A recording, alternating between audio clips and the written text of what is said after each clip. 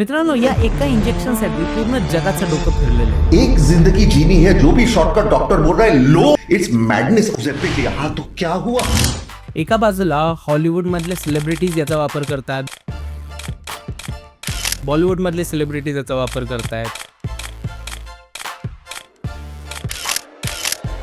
Golden globes award मध्ये Ozempic parties होत आहेत Step to the 82nd Golden Globes, Ozempic's biggest night. आणि हे बनवणारी कंपनीची Ozempic. कोको कोला आणि मॅकडॉनल्ड्स दोन्हींची मिळून जेवढी वर्थ आहे त्याच्यापेक्षा जास्त वर्थ झालेली. तर दुसऱ्या बाजूला लोकांचं पोट बिघडतंय, पेशंट्सना सुसाइडल थॉट्स येत आहेत, रॅन्डम वेबसाईटवरनं इंजेक्शन विकत घेऊन लोक त्यांच्या आतमध्ये काय टोचवतायत त्यांचं त्यांनाच माहिती नाहीये. म्हणून अमेरिकेमध्ये 2 जणांची आधीच डेथ झालेली. एका बाजूला एक मिरॅकल ड्रग वाटतंय तर दुसऱ्या बाजूला ही एक डिझास्टरची सुरुवात वाटते. पण मित्रांनो, हे नीट आहे का?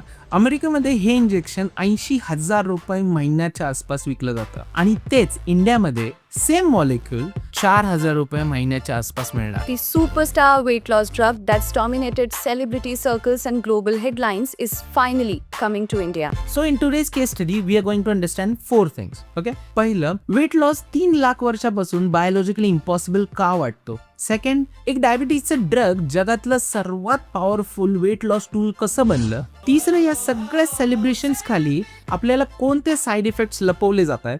आणि चौथं, इंडिया या ग्लोबल फार्मास्युटिकल वॉरच्या मध्ये कशी आली आणि याचं पुढे काय होणार? या व्हिडिओच्या शेवटी तुम्हाला एक्झॅक्टली कळेल की ओझेम्पिक खरंच मिरॅकल आहे की कॅटास्ट्रॉफी. आणि ऑनेस्टली सांगायचं तर खरं उत्तर दोन्ही बाजूला अनकम्फर्टेबल करणार आहे. सो चला सुरू करूयात.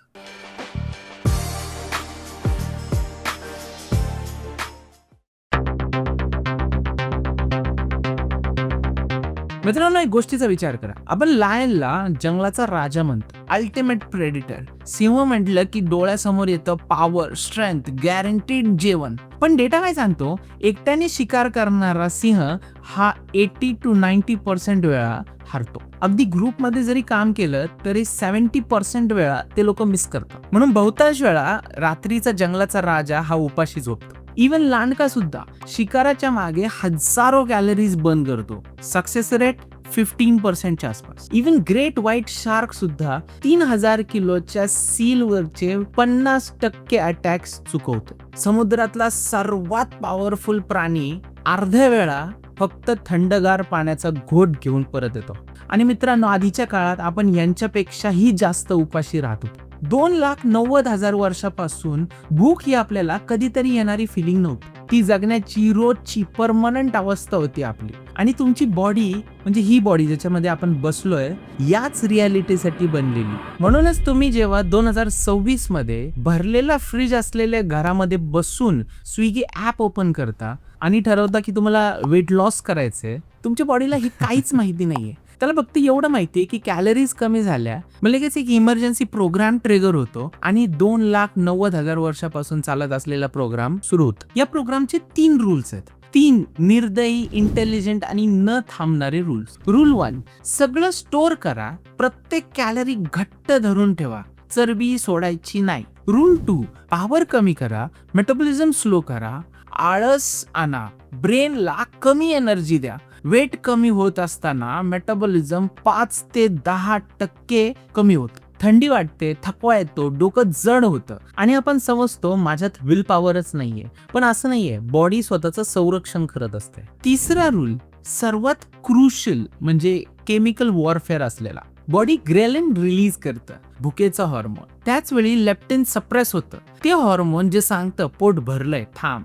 तुम्ही जेव्हा डाएट करता, जेव्हा चिप्सचा पॅकेट उघडला जातो आणि क्रेविंग्स ओव्हरवेल्म होऊन जातात, तेव्हा तुम्ही वीक नसता, तुम्ही एक बायोलॉजिकल वॉर हरत असता जी कधीच फेअर फाईटच नव्हती. तुम्ही 2,90,000 वर्षाच्या इव्होल्युशन सोबत एक कॅलरी ऍप किंवा एक स्मार्ट वॉच नी लढत होता. हे म्हणजे बंदुकीच्या लढाईत हातामध्ये पुस्तक घेऊन जाण्यासारखं आहे. आणि म्हणूनच 100 वर्षातला आपला प्रत्येक अटेम्प्ट हा फेल झाला. इयर 1900s मध्ये टेपवॉर्म्सचे अंडे पिल्स मध्ये घालून लोक खात होते. म्हणजे ते टेपवॉर्म्स पोटामध्ये मोठे होतील आणि तुम्ही खाल्लेलं अन्न खातील. विचित्र अटेम्प्ट. 1920s मध्ये सिगरेट डाएट टूल म्हणून विकली जात होती. म्हणजे कंपनीचा मोटो होता, instead of a sweet get a sweetie. keep a slender figure no one can deny. Reach for a Lucky instead of a Sweet. It's toasted, no throat irritation, no cough. 1930s मध्ये डिनिट्रोफेनॉल नावाचं औषध होतं. Patients आतून overheat होऊन मरत होते. मग 1960s मध्ये स्लीपिंग ब्युटी डाएट म्हणून होतं. डॉक्टर्स पेशंट्सला दिवसांसाठी मेडिकेटेड स्लीप वरती ठेवतात. एल्विस प्रिस्लेने हे ट्राय केलं होतं असं म्हणतात. 1970s मध्ये कीटो आलं. बायोलॉजिकली लॉजिकल होतं, पण सस्टेन करायला विल पॉवर लागत होती आणि एव्हरी टाइम बायोलॉजी जिंकत होती. प्रत्येक सोल्युशनने एकच चूक केली, बायोलॉजिकल सिस्टीम सोबत बाहेरून लढायचा प्रयत्न केला. पण 2017 पर्यंत. आणि ट्विस्ट म्हणजे काय, ज्यांनी हे फायनली सॉल्व्ह केलं ते सॉल्व्ह करायचा प्रयत्नच करत नव्हते. नोव्हो नॉर्डिस्क ही एक डेनिश कंपनी आहे. ते डायबिटीसचे ड्रग्ज बनवतात. युजफुल, इम्पॉर्टंट, पण ग्लॅमरस अजिबात नाही. त्यांनी सेमाग्लुटाईड नावाचा एक मॉलिक्यूल बनवला. त्याचं काम टाईप 2 डायबिटीसच्या पेशंट्सला इन्सुलिन लेवल मॅनेज करायला हेल्प करणं. पण मग डॉक्टर्सला एक गोष्ट लक्षात यायला लागली जी ते एक्सप्लेन करू शकत नव्हते. त्यांचे पेशंट्स फक्त ब्लड शुगर बेटर मॅनेज करत नव्हते, ते कमी खात होते. ट्राय करून नाही, ऑटोमॅटिकली. ते जेवण विसरत होते. नेहमी आवडणारं फूड समोर आलं तरी नो फिलिंग्स, खाण्याची इच्छाच बंद झाली होती. रिसर्चर्सनी हे बघितलं की सेमाग्लुटाईड बॉडीमध्ये नक्की काय करतं. तुमची बॉडी नॅचरली GLP-1 नावाचं हॉर्मोन बनवते. जेव्हा तुम्ही खाता, GLP-1 ब्रेनला सिग्नल पाठवतो, पोट भरलंय, थांब. पण हा सिग्नल काही मिनिटातच नाहीसा होतो. सेमाग्लुटाईड GLP-1 ची कॉपी करतं. तोच सिग्नल पाठवतो, पण मिनिट्स मध्ये डिसअपिअर होण्याऐवजी तो दिवसांसाठी ऍक्टिव्ह राहतो. पोट रिकामं करण्याचा, एम्प्टी करण्याचा स्पीड कमी होऊन जातो. पण मित्रांनो, हे नीट ऐका, इथे एक गोष्ट आहे जी ओझेम्पिकला 100 वर्षातल्या सगळ्या अटेम्प्ट्स पेक्षा कम्प्लिटली वेगळं करते. प्रत्येक आधीच्या सोल्युशननी बुकेसोबत बाहेरून लढायचा प्रयत्न केला. ओझेम्पिकने हंगर सिग्नल सोबत फाईट नाही केलं. त्यांनी हॉर्मोन लेवलवर शिरून सोर्स मधून बदलून टाकलं. पेशंट्स क्रेविंग ओव्हरकम करत नव्हते, ते सांगत होते की क्रेविंग्स होतच नाहीये. प्रत्येक आधीच्या सोल्युशनने खाण्याची अर्ज त्याच्यासोबत लढायला सांगितलं. ओझेम्पिकने ती अर्जच डिलीट करून टाकली. मित्रांनो, हे किती मॅसिव्ह आहे हे रिअलाइज करा. ह्युमन हिस्ट्रीमध्ये पहिल्यांदा असा ड्रग आला जो तुमच्या बायोलॉजी सोबत कम्पीट करत नाही, तो ते रिराईट करतो. आणि मार्केटने हे लगेच ओळखलं. नोव्हो नॉर्डिस्कची कोको कोला आणि मॅकडॉनल्ड्स दोन्ही कंबाईन पेक्षा जास्त व्हॅल्युएशन झाली. शेअर प्राइस 2013 ते 2024 मध्ये 400% वाढली. मग इलाई लिली आलं. त्याने नोव्हो नॉर्डिस्कचे नंबर पाहिले आणि डिसाइड केलं की नक्कल नाही करायची, डायरेक्ट बीट करायचं. 2022 मध्ये मुंजारो आला. ओझेम्पिक एक हॉर्मोनची कॉपी करतं, GLP-1. मुंजारो 2 हॉर्मोनची कॉपी करतं, GLP-1 आणि GIP. 2 बायोलॉजिकल नर्व्स एकाच वेळी. काही रिसर्चर्स याला ओझेम्पिक प्रो मॅक्स म्हणून म्हणायला लागले. इलाई लिलीचा थर्ड क्वार्टर 2024 चा रेव्हेन्यू $11.44 बिलियन होता. एका वर्षात 20% जम्प. कंपनीने $1 ट्रिलियन व्हॅल्युएशन क्रॉस केलं. पूर्ण जग हे सेलिब्रेट करत असताना स्टॉक प्राइजेस, गोल्डन ग्लोबचे जोक्स, LAच्या ओझेम्पिक पार्टी सेलिब्रेट करत असताना इथे गोष्टीत एक मोठा ट्विस्ट येतो. एक असा नंबर जो त्यांना तुम्ही बघू नये असं वाटतं. मित्रांनो, एक नंबर आहे जो फार्मास्युटिकल इंडस्ट्रीने कधीच हेडलाईन मध्ये येऊ नाही दिला. 40%. ओझेम्पिक वर तुम्ही जेव्हा वेट लॉस करता त्यातलं 40% लीन मसल मास असतं, फॅट नाही, मसल. एक मिनिट विचार करा, मसल हे फक्त दिसण्यासाठी नसतं. मसल तुमचा रेस्टिंग मेटाबॉलिझम चालवतं. जेवढं जास्त मसल तेवढं जास्त कॅलरीज तुमचं बॉडी नुसतं एक्झिस्ट करून बर्न करतं. मसल गेलं की बेसलाईन मेटाबॉलिझम ड्रॉप होतो आणि तो ऑटोमॅटिकली परत येत नाही. तर आता लाखो लोकांसोबत हे होतंय जे ओझेम्पिक घेतात.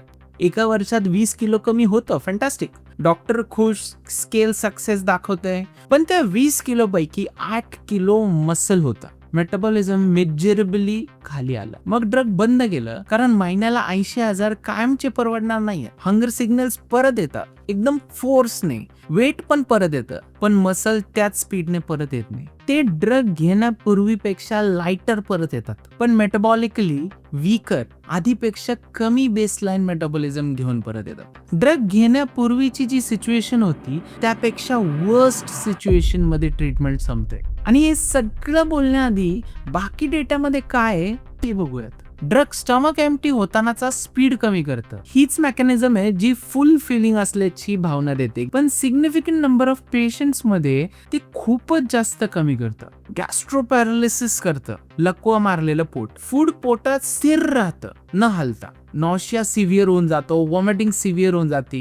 हे नोव्हो नॉर्डिस्क आणि इलाय लिली विरुद्धच्या लॉ सूट्स मध्ये मास स्केलवरती दिसत आहे. डिसेंबरमध्ये ऑस्ट्रेलियन हेल्थ मिनिस्ट्रीने 72 सिव्हिअर सायकॅट्रिक रिपोर्ट्स मिळाल्यानंतर ज्यात सुइसाइडल थॉट्सचे केसेस होते, ऑफिशियल सेफ्टी अलर्ट जारी केला. US FDA ने 2 पेशंटच्या डेथ नंतर ओझेम्पिकचं प्रॉडक्ट लेबलिंग अपडेट करायला सांगितलं. आणि मग एक स्टोरी आहे जी दाखवते की सिस्टम किती ब्रेकडाऊन झाली आहे. जेव्हा ओझेम्पिकची ग्लोबल पॉप्युलॅरिटी एक्सप्लोड झाली, डिमांडने सप्लाय तोडली, ड्रग FDAच्या शॉर्टेज लिस्टवरती आलं आणि अमेरिकामध्ये एक लीगल लूप होल उघडलं. कंपाऊंडिंग फार्मसीज नावाच्या स्मॉल लॅब्सना स्वतःचं वर्जन बनवण्याची परमिशन मिळाली. थ्योरीमध्ये रिझनेबल इमर्जन्सी मेजर्स, रियालिटीमध्ये डिझास्टर. या लॅब्स अनव्हेरिफाईड सोर्स कडून रॉ सॅमाग्लुटाइड घेत होत्या, अनमॉनिटर्ड कंडिशन्स मध्ये मिक्स करत होत्या आणि ओझेम्पिकच्या नावाखाली ऑनलाईन विकत होत्या.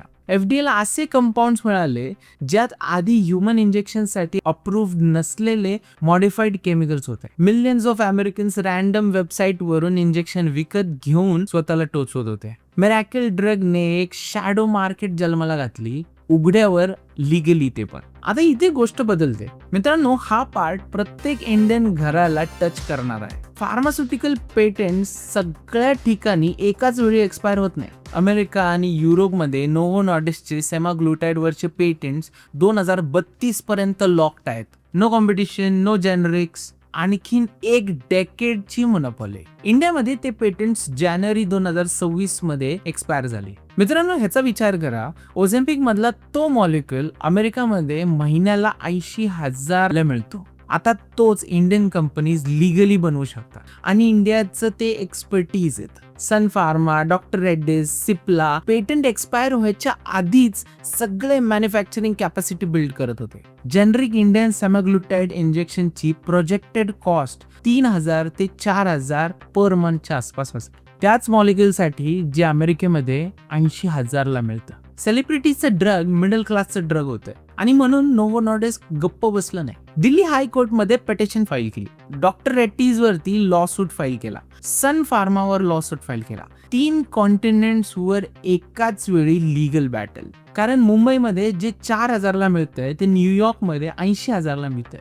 स्मगलिंग होणारच या गोष्टीची आणि त्यांना हे माहिती. पण मित्रांनो, हे खरं आहे. एक डिटेल आहे जो संपूर्ण वॉरचा आउटकम बदलतो. जरी इंडियन कंपनीज प्रत्येक लीगल बॅटल जिंकल्या, मॉलिक्यूल हा ओझेम्पिकचा फक्त अर्धा भाग आहे. ऑटो इंजेक्शन पेन, ते डिव्हाइस जे ड्रग प्रिसाइजली आणि पेनलेसली डिलिव्हर करतं. ते पेन सेपरेटली पेटंट आहे आणि त्याची कॉपी करणं मॉलिक्यूल बनवण्यापेक्षा खूप अवघड आहे. तर जे पिक्चर तयार होतंय ते असं आहे, इंडियन मॅन्युफॅक्चरर्स लिक्विड बनवतील, नोव्हो नॉर्डिस्क पेन स्वतःकडे ठेवेल आणि मध्येच करोडो लोक जे 80,000 देऊ शकत नाही ते मॉलिक्यूल पर्यंत पोहोचतील. प्रीमियम पेननी नाही, प्लेन सिरिंजनी. इंडिया जगाला थिन करणारी, बारीक करणारी फॅक्टरी होईल, पण इंडियन्सला हे पेन मधून मिळेल की लिक्विड मधून याची अजून पण कोर्टरूम्स मध्ये लढाई चालू आहे. तर मित्रांनो, ओझेम्पिक रिअल आहे, रिझल्ट खरे आहेत. ह्युमन हिस्ट्रीमध्ये पहिल्यांदा असं ड्रग आलंय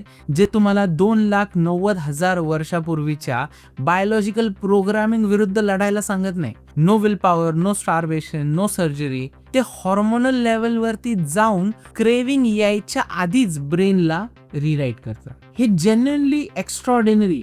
पण साईड इफेक्ट्स पण तेवढेच खरे. 40% मसल मास रिअल आहे. सायकॅट्रिक इफेक्ट्स हे रिअल आहेत. ब्लॅक मार्केट खरं आहे. ड्रग बंद केलं की वेट परत येतं हे पण खरं आहे. या दोन्ही गोष्टी एकाच वेळी बरोबर आहेत. म्हणूनच मित्रांनो, एक क्लीन वर्डिक्ट घ्यायचं आपल्याला जमणार नाही. कारण खरा प्रश्न हा नाहीये की ओझेम्पिक काम करतं का. खरा प्रश्न हा आहे, आपण एक असं फ्युचर बनवतोय का जिथे ओबेसिटीचं सोल्युशन एक सुई आहे, जिथे बारीक राहणं ही एक सबस्क्रिप्शन बनून जाणार आहे. जोपर्यंत तुम्ही अफोर्ड करू शकाल तोपर्यंत ठीक आहे. कारण ड्रग बंद केलं की वेट परत येतं. म्हणजे हे क्युअर नाहीये, हे एक लाईफ लॉंग डिपेंडन्सी आहे आणि ती डिपेंडन्सी अफोर्ड करणाऱ्यांसाठी हे मिरॅकल आहे, न करणाऱ्यांसाठी ते अजूनही तसेच आहेत.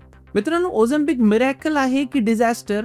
ऑनेस्टली सांगायचं तर ते दोन्ही असू शकतं. सेम टाइमला डिफरंट लोकांसाठी, डिफरंट टाइम फ्रेम्समध्ये. So that's it. तुम्ही टॉपिकचा नीट विचार करा, लाईक, शेअर, सबस्क्राईब नक्की करा. And this is me Sahil Arekar, thinking out loud. Thank you.